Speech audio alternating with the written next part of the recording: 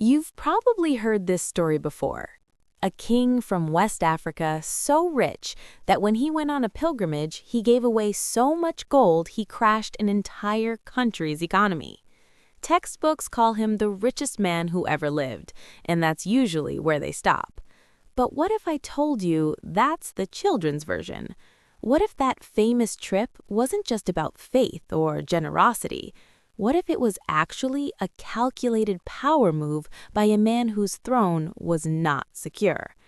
Today, we're going to walk through Mansa Musa's legendary pilgrimage to Mecca, but not as a fairy tale about a nice, rich king. We're going to look at it the way his rivals, his merchants, and the rulers of the Islamic world would have seen it, as a high-risk, high-reward PR campaign designed to prove one thing, that Mali was a global superpower. Here's the version most of us were taught. Mansa Musa rules over a land filled with gold and salt. One year, he decides to go on the Hajj, the pilgrimage to Mecca, to fulfill his duty as a devout Muslim. So he gathers an enormous caravan, thousands of people, hundreds of camels, all loaded with gold.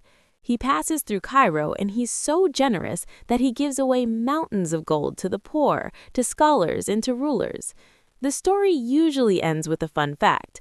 He gave away so much gold that the price of gold in Egypt crashed for over a decade. The moral? He was rich, he was generous, end of story. But here's the problem. Emperors do not leave wealthy, powerful empires for over a year, cross the Sahara Desert, and risk rebels, bandits, and coups just to be nice. Mansa Musa wanted something. And to see what it was, we need to rewind to how he got the throne in the first place. Before Mansa Musa, there was another ruler, Abu Bakr II. According to Arabic chroniclers, Abu Bakr became obsessed with one question: what lies beyond the Atlantic Ocean? He funds an expedition of ships, they don't come back.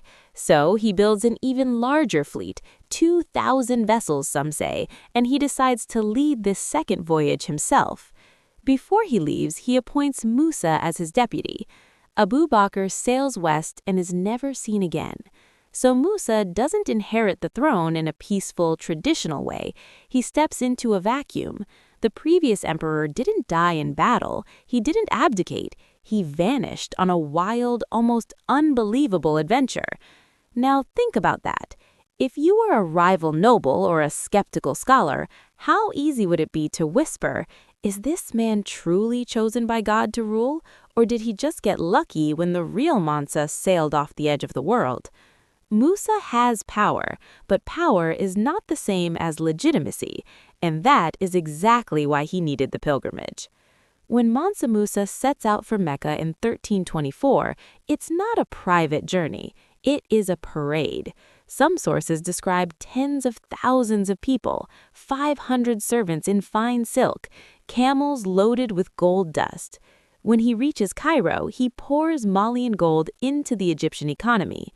One Arab writer, al-Amari, says that Musa's spending was so extreme that it devalued gold in the region for years.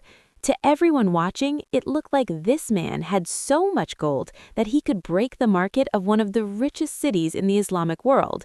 That isn't an accident. That is a message. He's telling the world, Malin's economy is strong enough to crush yours. This is economic theater. But money isn't the only message. When Mansa Musa arrives in Cairo, he meets the Mamluk Sultan. Protocol demands that a visitor bows to the Sultan, but Musa refuses. He eventually compromises, saying he only bows to God. Why make a scene?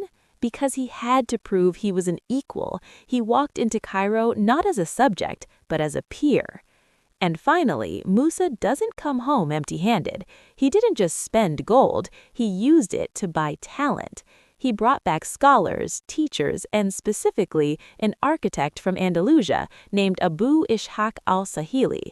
Tradition says Musa paid him a fortune to design new buildings in Mali, including the famous mosques of Timbuktu.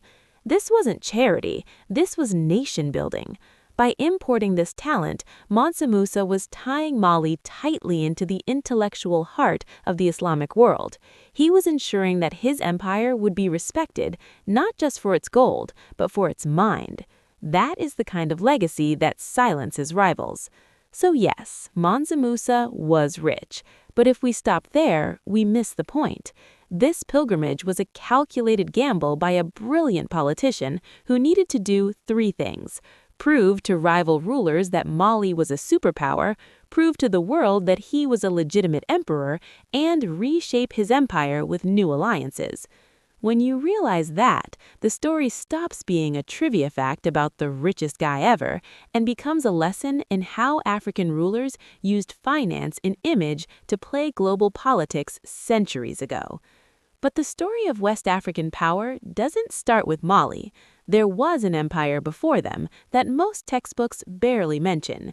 In my next video, we're looking at the lost empire of Ghana and why its story was quietly pushed to the margins. I'll see you there.